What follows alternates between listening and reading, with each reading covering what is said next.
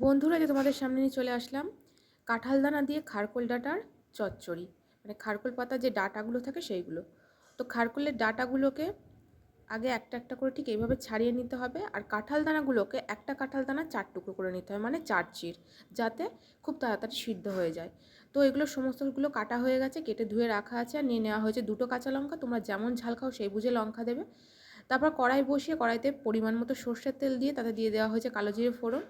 ফোড়নটা হয়ে যাওয়ার পর তাতে কাঁঠাল দানা, কাঁচা লঙ্কা, খারকোলের ডাঁটিগুলো দিয়ে কিছুক্ষণ একটু ভালোভাবে নেড়ে চেড়ে নিতে হবে।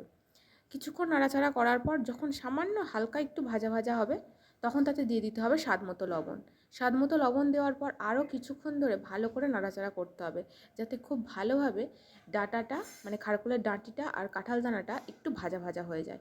তারপর যখন খুব ভালোভাবে ভাজা হয়ে যাবে, তখন সামান্য একটু হলুদ, মানে পরিমাণ মতো একটু হলুদ দিয়ে অল্প একটু জল, মানে সিদ্ধ হওয়ার জন্য ডাঁটাটা আর কাঁঠাল দানা সেইভাবে সিদ্ধ হওয়ার জন্য পরিমাণ মতো জল দিয়ে লো ফ্লেমে কিছুক্ষণ চাপা দিয়ে বসিয়ে রাখতে হবে।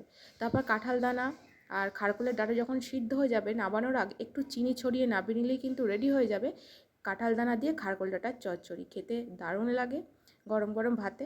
আর একটা কথা, অনেকের এই ডাঁটা মনে হবে একটু চুলকাবে মানে খেলে, তাই তোমরা নামানোর আগে একটু লেবুও দিতে পারো। এটা অপশনাল, তোমরা দিলেও দিতে পারো, না দিলেও দিতে পারো।